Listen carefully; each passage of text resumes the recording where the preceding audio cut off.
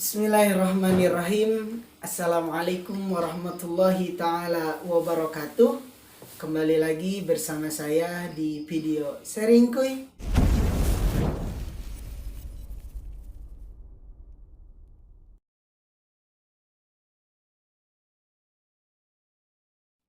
Pada kesempatan hari ini saya ingin membagikan sedikit kepada antum hal yang berkenaan dengan hal yang membatalkan wudhu di dalam kitab Fathul Qarib. Baik, langsung saja kita mulai. Bismillahirrahmanirrahim. Qala al-musannifu hadzal kitab nafa'ana wa nafa'ani bi'ulumihi fid dharaini amin amin ya rabbal alamin. Bismillahirrahmanirrahim. Faslun, bermula ini suatu pasal waladhi yang qudul wudu, dan adapun hal yang membatalkan wudu sitatu asya'a, yaitu ada 6 perkara. Di sini dijelaskan hal yang membatalkan wudu itu ada 6 perkara. Baik, yang pertama, ma kharaja minas sabilaini, apa-apa yang keluar dari dua jalan. Nah, di sini dijelaskan oleh Ki Musannif apa-apa yang keluar dari dua jalan. Apa itu dua jalan? Dua jalan yang dimaksud di sini adalah dua jalan kemaluan depan maupun kemaluan belakang, yaitu dari lubang depan maupun lubang belakang. Jadi sesuatu yang keluar dari dua jalan ini, maka itu adalah hal yang membatalkan wudhu. Contoh kecilnya seperti buang angin, atau buang air besar, atau buang air kecil, dan lain sebagainya.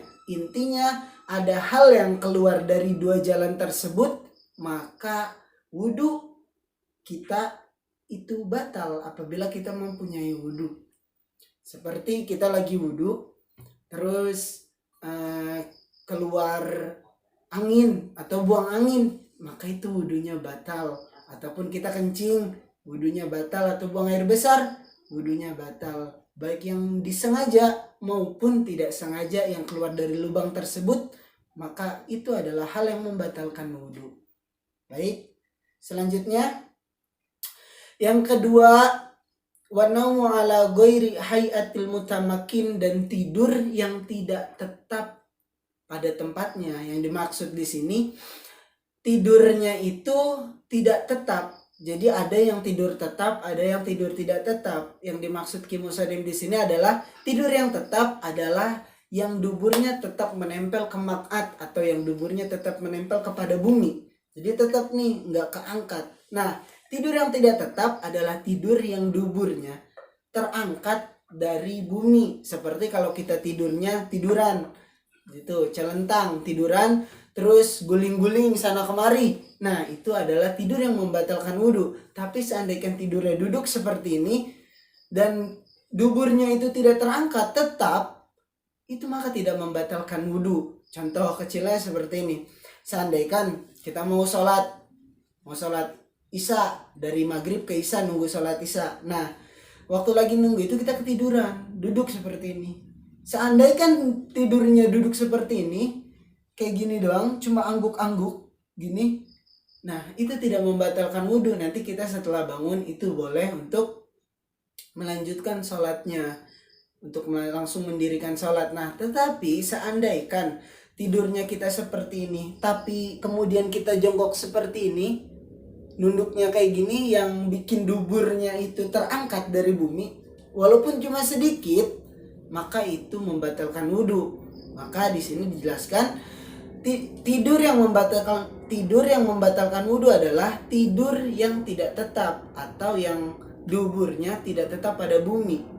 Nah, seandainya tidur dia duburnya tetap pada bumi nih, kagak ngangkat, maka itu tidak membatalkan wudhu. Seperti itu. Jadi bukan tidur doang, tapi tidur yang tidak tetap yang membatalkan wudhu. Seandainya tidurnya tetap ada wudhunya, tidak batal.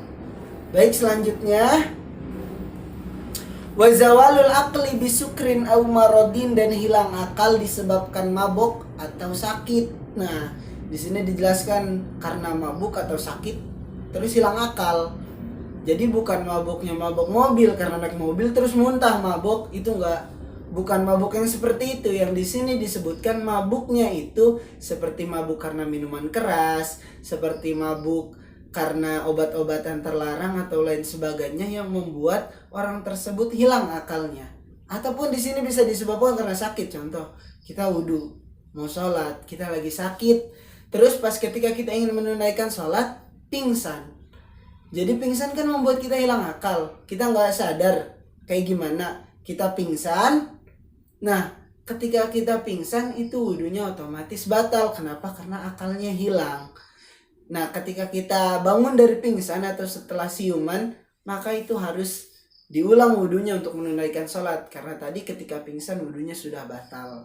Seperti itu. Selanjutnya, walam surrojulil mar'atil ajnabiyah min ghairi hailin. Bersentuhan antara laki-laki dan perempuan ala ajnabiyah. Ajnabiyah itu adalah orang asing. Orang asing di sini yang dimaksud itu yang bukan mahram. Mahram itu yang haram dinikah, seperti nenek, seperti kakek, ibu, ayah, adik. Jadi itu yang disebut mahram, yang haram untuk dinikah. Nah, ajnabiyah ini asing, jadi yang bukan selain mahram kita.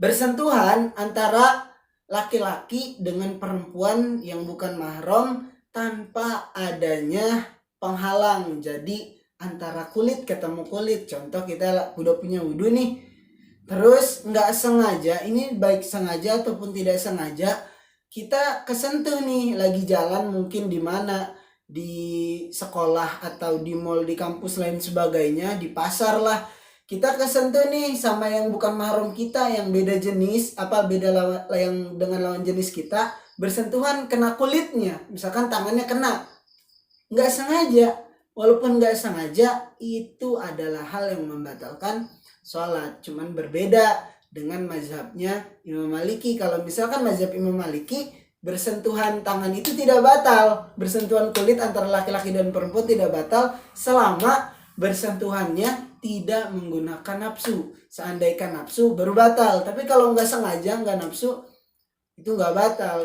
Makanya kalau misalkan di Makatil Mukarramah itu, kalau misalkan tawaf kan campur laki-laki perempuan, seandainya wudhu itu membatalkan bersentuhan membatalkan wudhu, maka orang-orang yang tawaf itu bakal bolak-balik wudhu karena di situ semuanya bareng-bareng.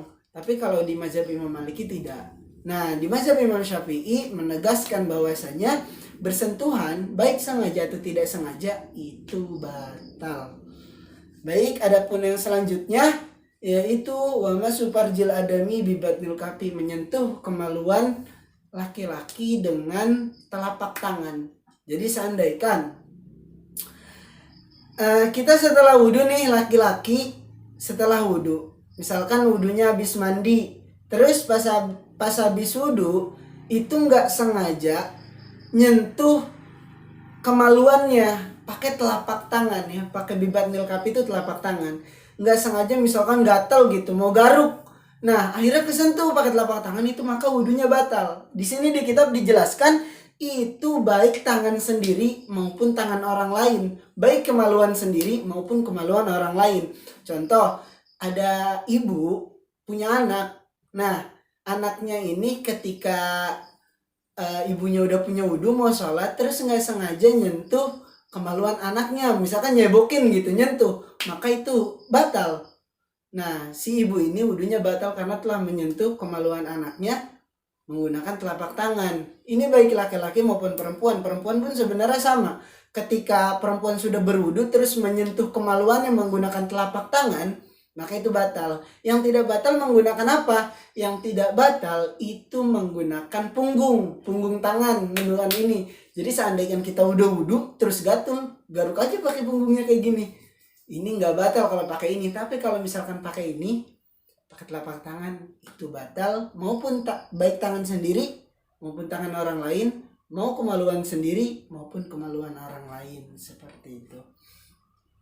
Dan adapun yang terakhir yang dijelaskan Ki Musannif yaitu masul khalaqati duburihi alal jadid, menyentuh bagian dubur, atau biasanya di sini dijelaskan itu adalah lubang, jadi garis dubur. Kan kalau misalkan dubur tuh kan ada kayak dua gitu, di tengahnya ada garisnya gitu, belahan lah dibilangnya.